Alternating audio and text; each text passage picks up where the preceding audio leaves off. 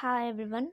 Again, welcome to our online learning platform SP Lessons Competitive Exam. So today we are going to continue the previous session that is called part of speech. As parts of speech is very important topic in English grammar section. So let's explain one by one the parts of speech. The very first one is nouns, words used to make the mention of different persons, places, animals, and different things, and sometimes an idea.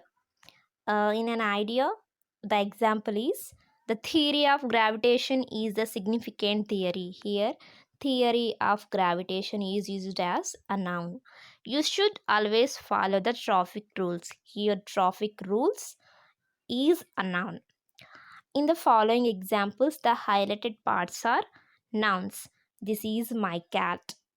Rita is my sister. So once check the diagram, you will get to know an idea and you will get an idea about nouns. A noun is a person, place, animals, or thing. And here I have provided some examples for persons, places, animals, and things too. And let's check the classification of nouns. As from the diagram, classification of nouns are proper nouns, common nouns, abstract nouns, concrete nouns, compound nouns, countable nouns, uncountable nouns, singular nouns, plural nouns, possessive nouns, and collective nouns. So let's explain one by one. Proper nouns. A noun that is a name of a certain person, place, or thing is called a proper name. Proper noun. So once observe the image clearly, a proper noun. Here I have provided example for person, place, or a thing. They always begin with a capital letter. If you observe the below example, Asia is the largest continent. Here Asia is the proper noun and here it is starts with capital A. Wednesday is a holiday and Wednesday is starts with capital letter W. The second type of nouns are common nouns. A noun that identifies with a group of people or things in general is called a common noun. If you observe the below image clearly, you get an idea about common noun. People, animals, places, things. A group of boys is standing at the bus stop. Here boys is called a common noun as group of people or things as I have mentioned very earlier. The second example is the countries near the equator have hot temperature. Here countries is nothing but group of places. So here it is a common noun. And the third type from noun section is abstract nouns. Nouns which refer to ideas, concepts, emotions, feelings are called as abstract nouns. So let's go to one example. Before that, going to an example, let's explain a brief manner about what is abstract noun. You cannot physically touch or feel the abstract nouns. So let's check the image below. Abstract noun. She has an incredible love for dogs. So we can't touch love. So this is one type of abstract noun.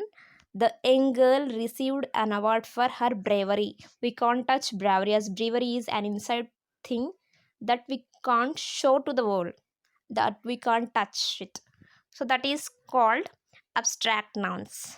As from the above image, the examples are like trust, love, and knowledge. So we can't touch knowledge, we can't touch love, we can't trust, but we can experience that, we can feel that. That is called abstract noun. The fourth type from noun section is concrete noun. Nouns used for the things that can be seen, felt, touched, tasted, heard, etc. are called concrete nouns. Different concrete nouns are countable, uncountable, common, collective, and proper nouns. So let's check the image I have provided. Concrete noun like books, tree, car. Uh, Concrete noun, on the other hand, can be detected and felt with our five senses. Let's go to one example. Your muffler is made of fine wool. Here wool we can treat it as concrete noun. Can you please pass me the pickles? And it's also called as concrete noun. The next type from this noun section is collective nouns. Here I have provided some examples of collective nouns types. The brand of musicians performed amazingly. So that is called the band. So it's we have mentioned collective nouns. The next type is countable nouns. Nouns that can be counted are called countable nouns. So we can exactly find out the number of people or persons or countries or things or animals involved in this section. That is clearly mentioned, that clearly we can call as countable nouns. So there are 5 books on the bookshelf. So here the example clearly explains 5 books, so we can count it. So it is called countable nouns. I have 10 new dresses for the occasion. As usual, 10 is called as countable noun. And same as we have uncountable nouns too. Nouns which cannot be counted easily are called uncountable nouns. It is quite opposite to countable nouns. Observe the image. A piece of advice, we can't count it. A piece means we can't observe or we can't count how much the piece size. Compounds noun. Nouns which are made up of 2 words are called compound nouns. Here I have provided 100 compound nouns. You can go through the image. The daughter-in-law respects her new family members. So, daughter in law, it is the combination of daughter and in law. So, these 2 words are called as compound nouns. The sunlight entered the room from the between the curtains. So, sunlight, this is a combination of sunlight. When we mixed both the terms sun and light, there will be a chance of forming a new word that is called sunlight. So, nouns which are made up of 2 words are called compound nouns. Here I have explained very clearly. The next type from this noun section is singular nouns. Nouns that represent a single thing, person, place, or an idea are called singular nouns.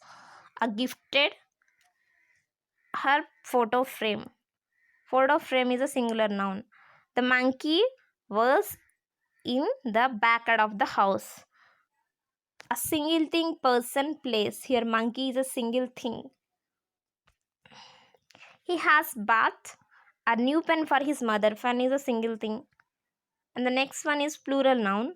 Nouns that represent more than one thing or person or an idea are called plural nouns. There were in the box 6 bottles. Here, if it is one bottle, we can't treat it as a plural nouns. It's 6 bottles means multiple bottles. So it is clearly explained how why it is called as a plural noun. The children were played with the kittens. So children is plural noun. And another type is possessive nouns. Nouns that show ownership of a person of something are called possessive nouns. That is his pencil. His is possessive noun.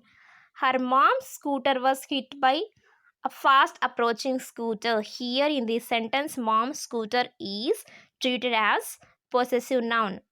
This bouquet of flowers belongs to the girls in the red dress. It's here belongs is the possessive noun.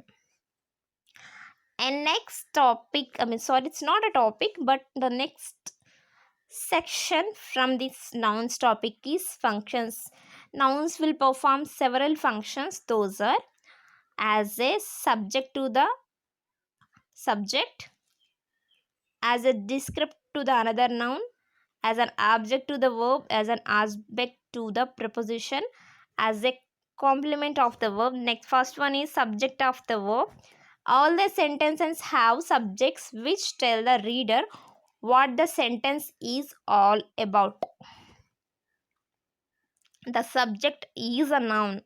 So, we can say that the foremost function of the noun is to work as a subject. Let's go to the example. Michael threw the ball. So, Michael is the subject of the verb threw. He is sleeping. He is the subject of the verb.